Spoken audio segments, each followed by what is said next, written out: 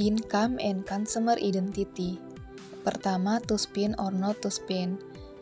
Nah, discretionary income atau pendapatan tambahan adalah uang yang tersedia untuk rumah tangga melebihi apa yang dibutuhkan untuk memiliki standar hidup yang nyaman. Uang memiliki makna psikologis yang kompleks seperti keberhasilan atau kegagalan, penerimaan sosial, keamanan, cinta, kebebasan, dan bahkan daya tarik seks. Yang pertama ada kepercayaan konsumen atau consumer confidence. Harapan individu tentang masa depan mempengaruhi pengeluaran saat ini dan keputusan individu mempengaruhi kesejahteraan ekonomi masyarakat. Keyakinan konsumen tentang masa depan merupakan indikator kepercayaan konsumen atau consumer confidence. Ketika individu pesimis tentang prospek dan keadaan ekonominya, maka mereka cenderung mengurangi apa yang mereka belanjakan dan mengurangi utang. Namun, ketika konsumen merasa optimis tentang masa depannya, maka mereka akan mengurangi jumlah yang mereka simpan atau tabungan mereka. Dan mereka mengambil lebih banyak hutang, serta mereka akan berbelanja secara royal. Nah, beberapa faktor yang mempengaruhi tingkat tabungan atau saving rate secara keseluruhan termasuk pesimisme atau optimisme konsumen tentang keadaan pribadi mereka. Yang kedua adalah ketimpangan pendapatan dan mobilitas sosial atau income inequality and social mobility. Nah, ketimpangan pendapatan yaitu kondisi di mana sumber daya didistribusikan secara tidak merata dalam suatu populasi. Salah satu konsekuensi dari meningkatnya ketimpangan adalah semakin banyak konsumen yang khawatir tertinggal jika pencari nafkah kehilangan pekerjaannya atau jika keluarga tidak mampu lagi membayar biaya perumahan, transportasi, dan kebutuhan lainnya. Sedangkan mobilitas sosial mengacu pada perpindahan individu dari satu kelas sosial ke kelas sosial lainnya. Kemudian mobilitas horizontal terjadi ketika seseorang berpindah dari satu posisi ke posisi lain yang secara kasar setara dalam status sosial. Misalnya seorang perawat menjadi guru sekolah dasar. Nah, selanjutnya mobilitas ke bawah. Misalnya ketika para petani dari pekerja terlantar lainnya mengikuti program kesejahteraan atau bergabung dengan barisan tunawisme. Yang ketiga ada resensi besar dan materialisme atau The Great Recession and Materialism. Nah, resesi besar terjadi pada tahun 2007 hingga 2009. Periode tersebut merupakan penurunan lapangan kerja terbesar. Hingga saat ini pergolakan ekonomi terus dirasakan dan menyebabkan perubahan drastis pada konsumen dalam berbelanja. Kebanyakan konsumen yang dulunya berbelanja kapan saja, kini terpaksa mengerem perbelanjaannya serta banyak konsumen yang lebih memilih berbelanja di situs-situs web yang memiliki diskon. Selanjutnya saya akan menjelaskan tentang income based marketing atau pemasaran berbasis pendapatan. Nah, pada lintas pendapatan ini ada dua faktor yang berkontribusi, yaitu seperti fenomena sekarang yang terdapat pergeseran peran seperti perempuan-perempuan sekarang yang sudah banyak yang bekerja dalam pekerjaan yang mempunyai gaji atau berpenghasilan tinggi seperti kedokteran, arsitektur, atau content creator misal. Dan faktor kedua itu adalah peningkatan penyampaian pendidikan, yaitu telah banyaknya anak yang tetap melanjutkan pendidikannya ke jenjang yang lebih tinggi. Nah, berkaitan dengan faktor pertama, di sini dijelaskan tentang menargetkan puncak piramida konsumen berpenghasilan tinggi. Nah, sekarang itu banyak pemasaran yang mencoba menargetkan pasar kepada kelas atas yang makmur. Hal ini dapat masuk akal karena konsumen ini jelas memiliki sumber daya yang dapat mereka belanjakan untuk produk-produk mahal yang membuat para pebisnis atau para pemasok pasar di sana meraih keuntungan yang lebih tinggi. namun keliru untuk berasumsi bahwa kita harus menempatkan setiap orang dengan pendapatan tinggi ke dalam segmen pasar yang sama.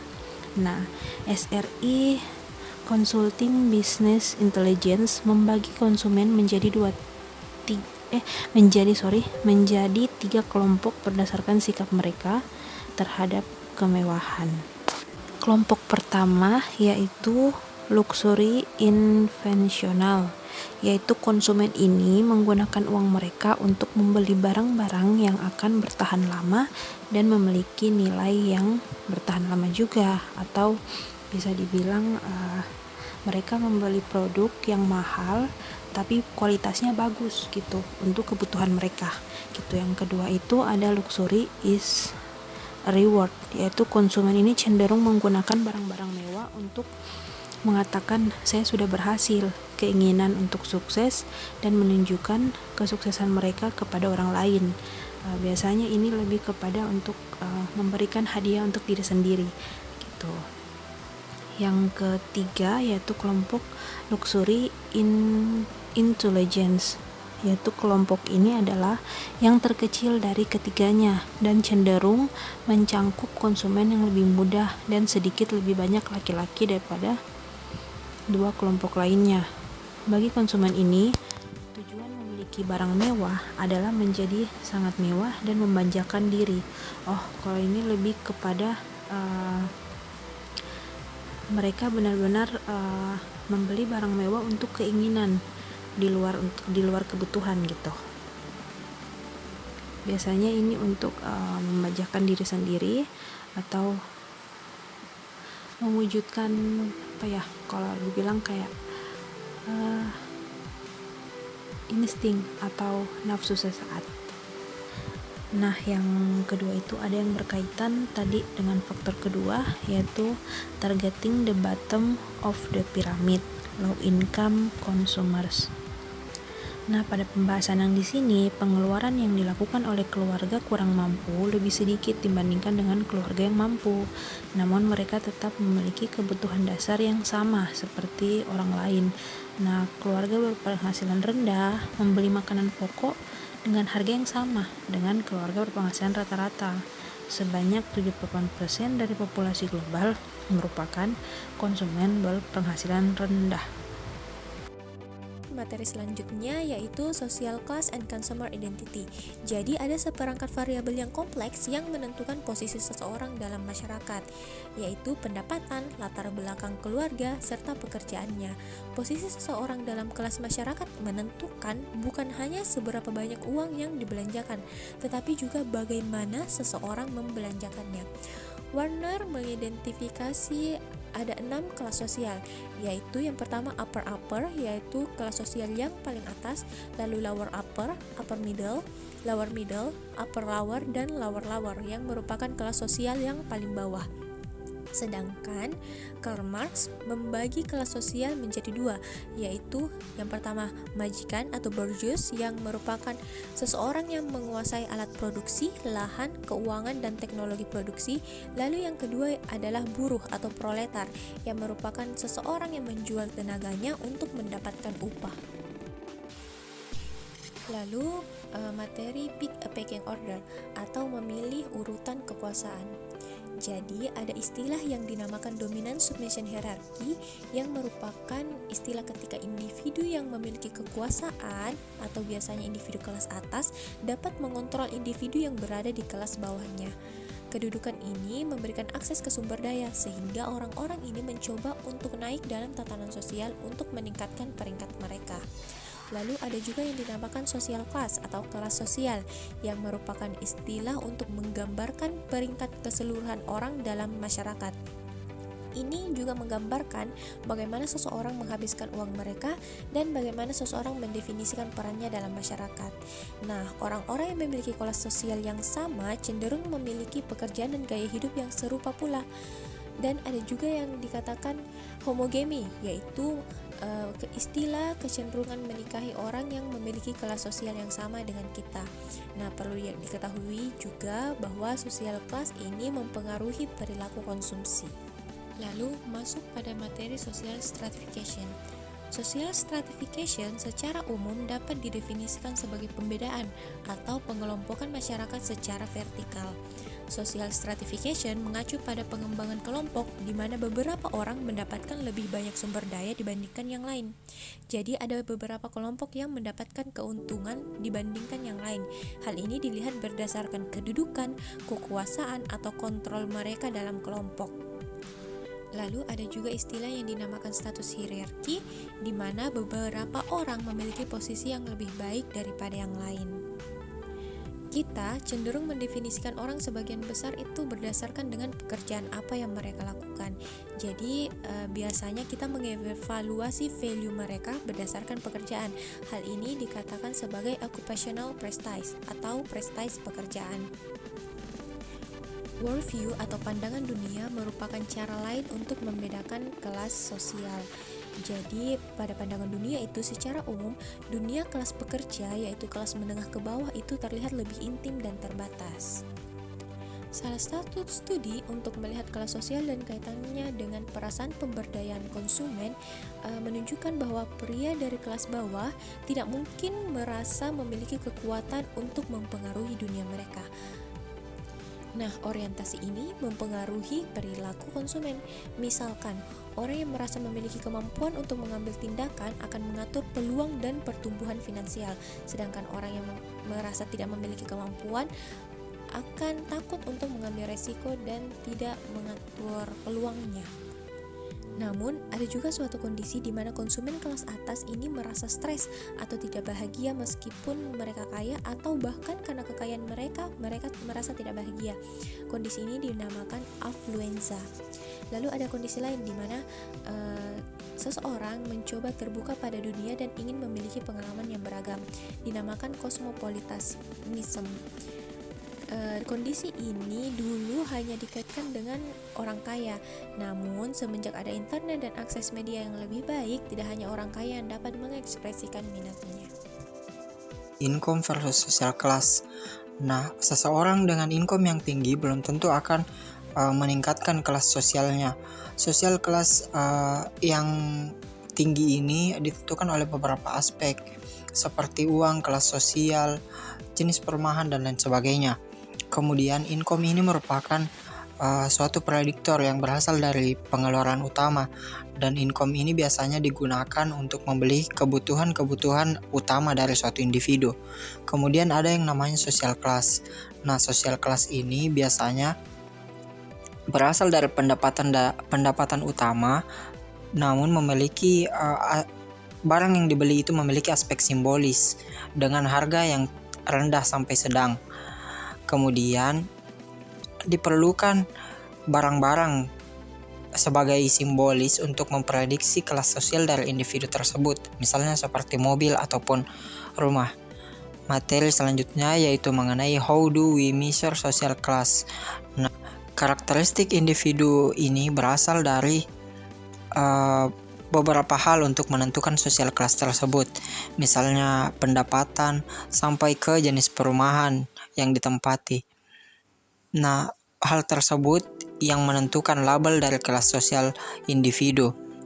Terdapat label-label yang pada umumnya digunakan seperti kelas pekerja, kelas menengah, dan kelas atas. Ilmuwan menentukan satu konsep yang dinamakan sebagai status crystallization. Nah, status crystallization ini untuk mengukur ketidakkonsistenan kelas sosial. Mengapa ilmuwan menggunakan konsep ini? Dikarenakan ketidakkonsistenan dari kelas sosial. Misalnya, ada individu yang berstatus rendah tetapi memiliki pekerjaan dengan status tinggi dan dengan gaji tinggi. Kemudian, materi selanjutnya social class around the world. Setiap negara memiliki kelas-kelas sosial masing-masing yang bersifat hierarki. Misalnya, beberapa negara seperti Cina, Jepang, Timur Tengah, Inggris, India, yang masing-masing negara tersebut memiliki kelas sosial masing-masing. Cina mendapatkan ledakan ekonomi yang menciptakan kelas menengah ke atas sebanyak 130 juta orang, yang membuat pendapatan tahunan negara meningkat dan permintaan konsumen juga meningkat pada negara tersebut. Kemudian Jepang yang hancur akibat tsunami yang mengakibatkan terjadinya pengurangan permintaan barang-barang mewah. Kemudian Timur Tengah yang melakukan ekspansi besar-besaran pada merek mewah di barat. Kemudian Inggris yang mendominasi kekayaan dunia, serta India yang memiliki peningkatan perekonomian yang pesat, walaupun terjadi resesi global yang meningkatkan permintaan barang-barang mewah. Selanjutnya mengenai status simbol dan sosial kapital.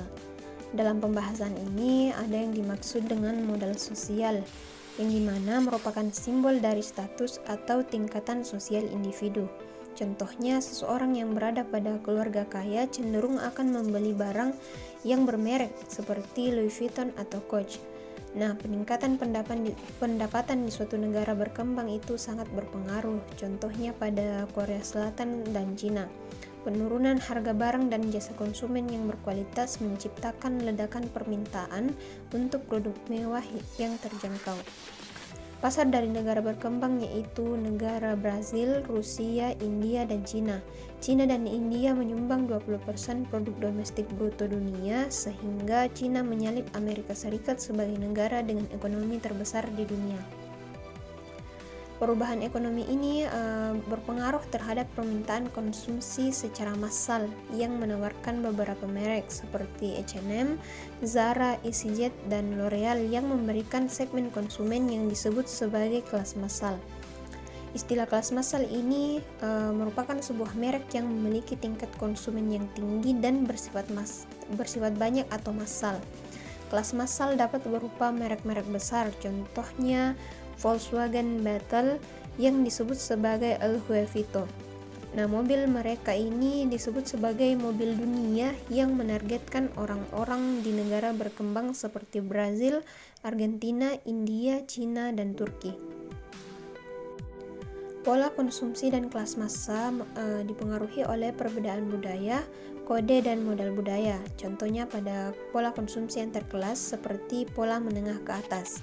Orang-orang kelas atas dan menengah ke atas itu lebih cenderung mengunjungi museum dan menghadiri teater langsung, dan konsumen kelas menengah lebih cenderung berkemah dan memancing. Kelas atas itu lebih cenderung mendengarkan semua program berita, sedangkan kelas menengah lebih cenderung mendengarkan musik country. Pendekatan lain untuk kelas sosial berfokus pada kode, di mana cara konsumen itu mengekspresikan dan menafsirkan makna orang-orang dalam penggunaan strata sosial yang berbeda. Di sini penting bagi pemasar untuk memetakan kode-kode ini, karena mereka itu dapat menggunakan konsep dan istilah yang akan dikaitkan dengan pelanggan target mereka. Daya tarik pemasaran yang dibangun itu dengan perbedaan kelas dalam pikiran menghasilkan pesan yang sangat berbeda. Misalnya iklan asuransi jiwa yang ditargetkan perusahaan kepada orang kelas bawah. Nah, sebagian dari status simbol dan sosial kapital, yang pertama ada social and cultural capital, yang dimana mengingatkan kita akan pentingnya modal budaya. Istilah ini mengacu pada seperangkat selera dan praktik yang khas serta langkah secara sosial dan pengetahuan tentang perilaku halus yang memasukkan seseorang ke dalam ranah kelas atas. Para elit dalam suatu masyarakat mengumpulkan seperangkat keterampilan yang memungkinkan untuk mereka itu memegang posisi kekuasaan dan otoritas, kemudian dapat diteruskan kepada anak-anak mereka. Yang kedua ada online social capital, yang dimana pada dunia online banyak orang yang sangat menghargai pendapat orang lain atau bahkan lebih dari uang mereka. Nah, penghasilan psikis yang kita dapatkan ketika kita memposting ulasan yang divalidasi orang lain itu dapat menciptakan ekonomi reputasi.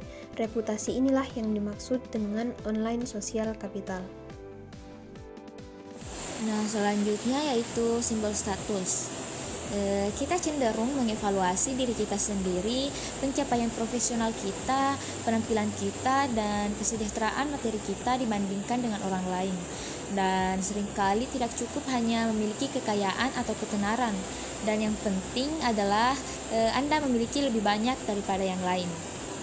Dan satu studi menunjukkan bahwa memberikan nilai pada program loyalitas atau misalnya ketika maskapai penerbangan memberi Anda status khusus berdasarkan jumlah mil yang Anda terbangkan. Nah, setidaknya sebagian berdasarkan level kami dalam hierarki relatif terhadap anggota lain. Subjek ditugaskan ke status emas dalam program di mana mereka berada di satu-satunya tingkatan atau program di mana ada barang untuk meningkatkan status mereka, terutama saat membeli merek dengan logo desainer terkemuka. Nah, sepanjang sejarah, barang-barang mewah telah dikaitkan dengan ketidakberlanjutan atau tidak sehat. Kita cenderung mengevaluasi diri kita sendiri, pencapaian profesional kita, penampilan kita, dan kesejahteraan kita, materi kita dibandingkan dengan yang lain. Ungkapan populer yaitu bersaing dengan keluarga Jones atau biasanya di Jepang dikatakan bersaing dengan Satos, yang mengacu pada keinginan untuk membandingkan standar hidup Anda dengan tetangga Anda dan melampaui jika Anda bisa. Nah, Plato juga mengemukakan, misalnya menyarankan bahwa masyarakat di mana orang mengkonsumsi barang mewah adalah masyarakat yang sehat dan tidak sehat. Dan di samping itu adalah masyarakat di mana orang akan membatasi diri pada kebutuhan. Nah, oleh secara keseluruhan, konsumsi mewah sering dipertimbangkan sebagai pelanggaran sosial dan moral yang menunjukkan nilai-nilai hedonisme, biaya, dan kemakmuran. Dan mengingat bahwa banyak konsumen menggunakan barang mewah untuk berkomunikasi tentang status sosial yang biasanya dikaitkan dengan melanggar norma dan aturan. Nah, tampaknya laba keberlanjutan secara paradoks merugikan pemasaran barang mewah.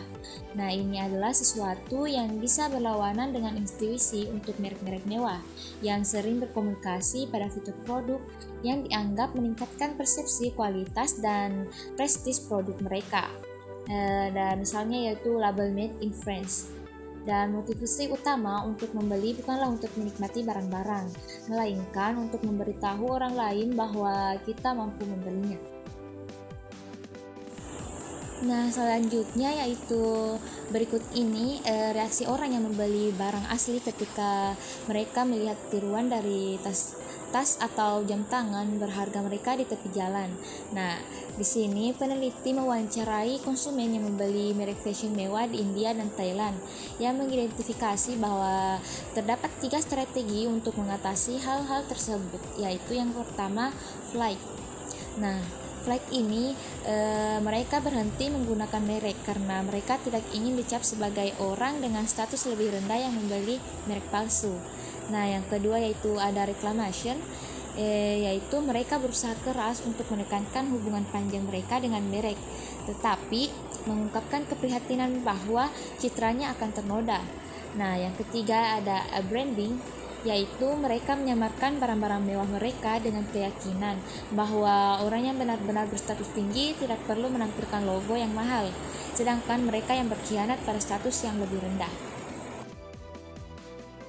Nah, tentu saja produk tertentu dianggap sebagai simbol status bervariasi antar budaya dan lokal.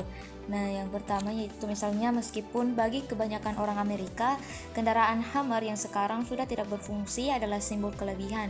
Nah, orang Irak masih menganggap pemboros gas besar sebagai simbol kekuatan yang memikat. Selanjutnya yaitu di Cina, anak-anak adalah simbol status atau sebagian karena pemerintah sangat melarang pasangan usia memiliki lebih dari 1 bayi.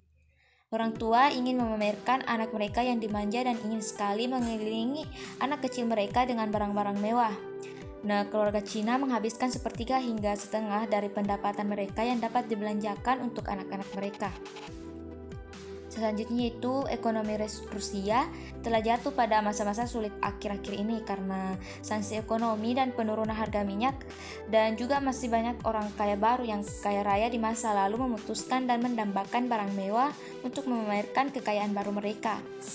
Nah, selanjutnya yaitu di Indonesia, seperti di banyak negara, ponsel adalah simbol status, tetapi alih-alih iPhone yang ramping, ponsel model Nokia berusia atau dekade yang disebut brick adalah yang harus dimiliki. Ponsel pintar tidak pernah lepas landas di barat. Desainnya yang besar membuatnya terlihat kuno, tetapi di Jakarta bobotnya lah yang disukai orang, dan dengan berat 1/2 pon itu tidak masuk ke dalam saku. Nah, jadi itu terlihat ketika model, politisi, dan selebritas lainnya membawanya kemana-mana. Di dunia simbol status, apapun bisa dilakukan selama orang lain tidak memilikinya.